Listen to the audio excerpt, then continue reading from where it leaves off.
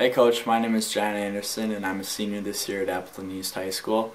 I'd like to thank you for taking the time to watch my video. During my high school career, I've been a part of co-curricular activities including Special Olympics, National Honor Society, and Student Council.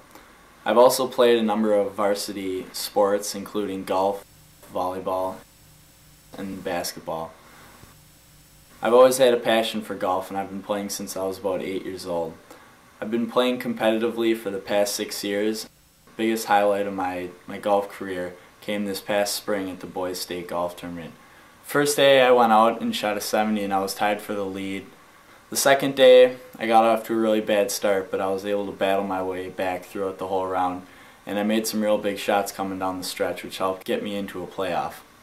I was tied for the lead, a co-medalist at 143, but unfortunately I lost in a one-hole playoff. I learned some invaluable lessons from the experience. I learned that I need to push myself harder, which helped lead to success that I had this summer. I was also able to share the experience with my family, my golf coach, and my friends, which looking back on it now was a great overall experience. I hope to take my skills to the college level, and I'd also like to acknowledge my swing coach Carolyn Barnett-Howe, who's helped make a significant impact on my golf game as well as my confidence. And again, I'd like to thank you for watching my video and I hope you enjoy it. Hi Coach, my name is Carolyn Barnett-Howe. My husband and I are both PGA professionals in the state of Wisconsin. We are going to show you a film here of John Anderson. Sometimes when you're a teacher, you just know instinctively when you've got a student that's a pure athlete. We knew that with John when he was 14 years old, and I think you'll be impressed by what you see. Coach, the way we've made this video is that we're going to show you a profile and a face-on shot. These are sand wedges right here, and we're going to go from sand wedge to pitching wedge, 9, 7, 5, 3, and then into the woods. I've drawn two lines here, one an arbitrary line through John's neck, and then the other the shaft line to better help you see the swing plane. You'll notice right away that at the top of the swing, John has a move where he slightly lays the club off with his hands. You'll see this in all the profiles. You'll also see that when he returns the club, he returns it back into plane. So quite frankly, it's a move that we've left alone more often than not.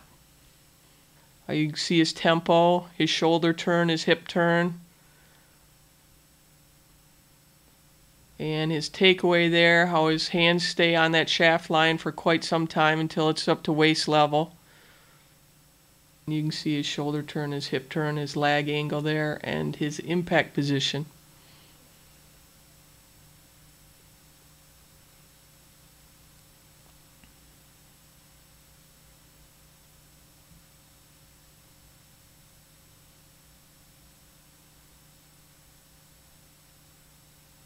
John has never overswung. He's got a nice wingspan, plenty of height. He really doesn't need to overswing. So he can let good mechanics, good balance, and fundamentals take care of it. You see the club face here and his hands. Again, he's in plane there. So his layoff move comes right at the top with his hands. Brings it down nicely, returns it back into plane. And actually one of the hallmarks of John's game is that his irons are very precise.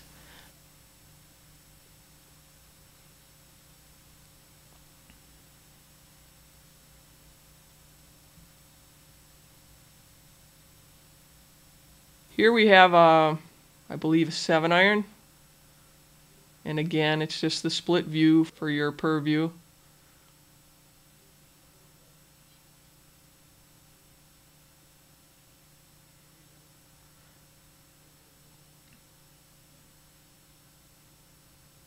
And this takeaway off to the shaft plane, and he'll return underneath it. And his impact and his release.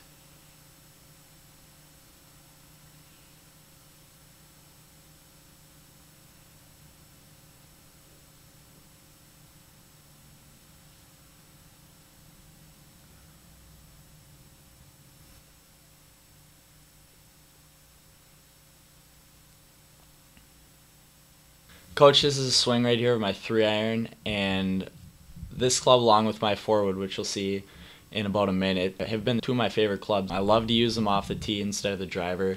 They help keep the ball in play, which I pride a lot of my game on. I'm able to play the ball high and low. I can play it right to left and left to right. I can play the stinger. The 3-iron and the forward are both clubs that I just have a great amount of confidence in off the tee. As we move into the longer irons, you'll notice that John doesn't deviate. He's got that one-piece takeaway that takes his club back very much in plane. Even though it's a longer club, he has no desire or tendency to overswing. He still goes with his body coil, and that sets his club at the top. He completely plays within himself. He can hit the ball a long way. Don't misunderstand me. He's got plenty of athleticism and plenty of strength, so power is not an issue. It's fun to watch John play because he'll check his ego at the door. He will tee up a 3-wood when there's no need for a driver, and just let the other kids do what they may. It's worked very well for him, managing the courses smartly, and it's the reason why he scores. It's the reason why he's one of the top players in Wisconsin.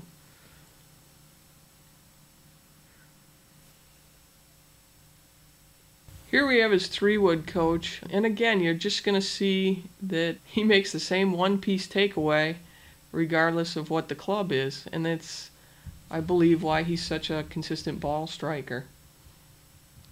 When you look at John's resume, you're going to notice that he had a fine summer, starting with tying for medalist at the state high school tournament, only to lose to a birdie in the playoff, second in the Westfield, and a top 5 finish in the WSGA boys tournament.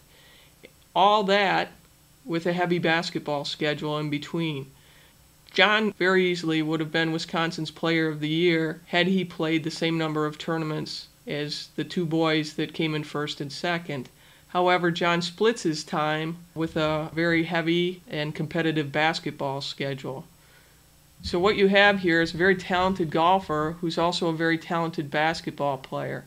And if I've got a team, it's just nice to have an athlete on my team. My husband and I have both found that coaching John has been a very easy thing to do, and I think probably for 2 reasons: because of his intelligence and because of his athletic instincts. He's very willing to try new things. He understands how to compete, which is a huge advantage. Coach, here we have a split screen with Curtis Strange on the right and John Swing on the left. I do this just for proportional reasons, to show that his left shoulder's over the inside of his right foot. All golfers are built differently. Obviously, John's taller than Curtis Strange, but you see the same basics where the hips are turned, the shoulder's over the right foot. You can draw a line from the left foot right on up to the hands. And I thought it was just a fun comparison. Here's through impact. And again, they're built differently. John's a lot taller than Curtis Strange, but I thought it was a fun comparison.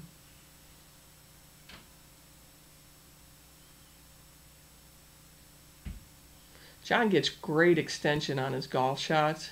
He never cuts his shot short. His follow-through is just phenomenal. Here's just a plain driver swing at normal speed.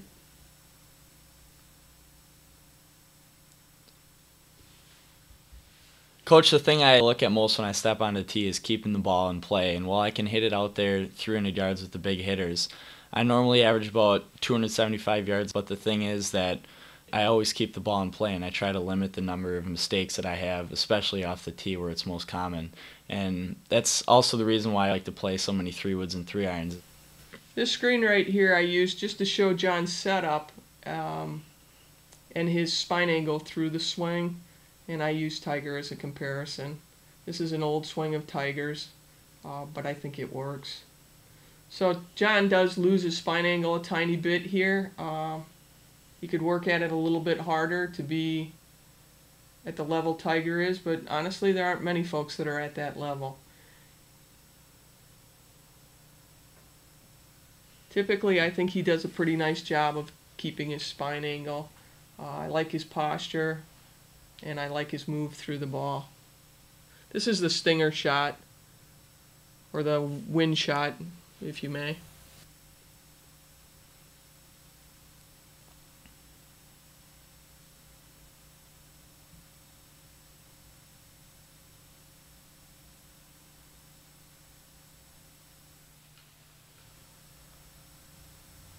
And this is just the front view of that same wind shot, stinger shot, which just shows his body control through the hitting area.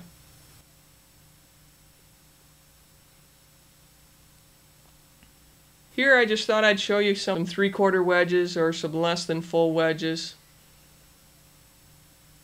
John is a phenomenal wedge player, very skilled. He's got great hands, and I think that's just part of his athleticism.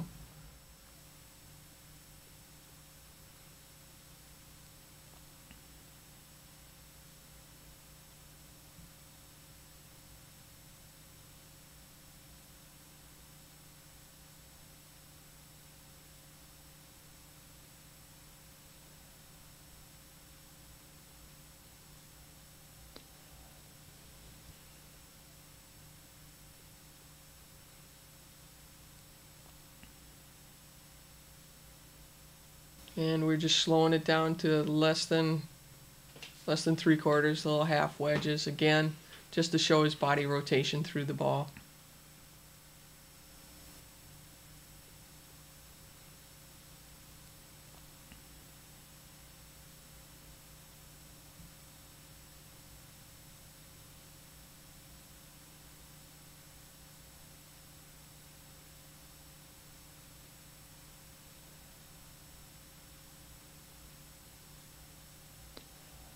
Here we just have a split screen for a fun flop shot where I told John to hit it over the tree. If you follow the dots, that's where he hit it.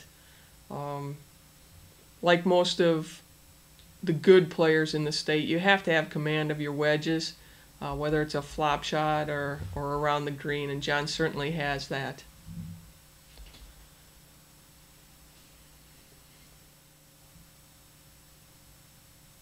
Here we just wanted to show you his motion around the green. This is from some deeper grass. We'll vary it and show you different wrist moves with and without wrists, different lengths around the green.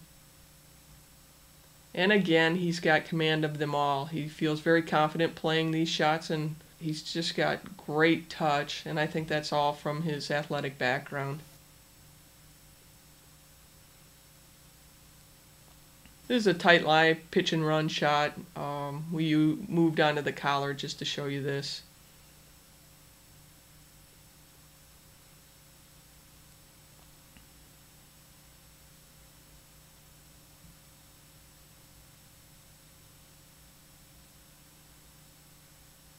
Like any player, John has to work on his putting fundamentals, but unlike most players, more often than not, when we see him, he will ask us to check his putting stroke, and whatever minor adjustments we make, he adapts to very easily.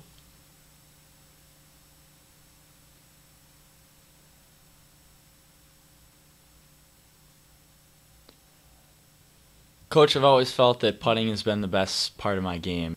I'm a player who thrives on confidence, and like we had in the state tournament, you see that I made a number of putts, and I think within the 2 days I maybe missed 1 or 2 putts inside of 12 feet.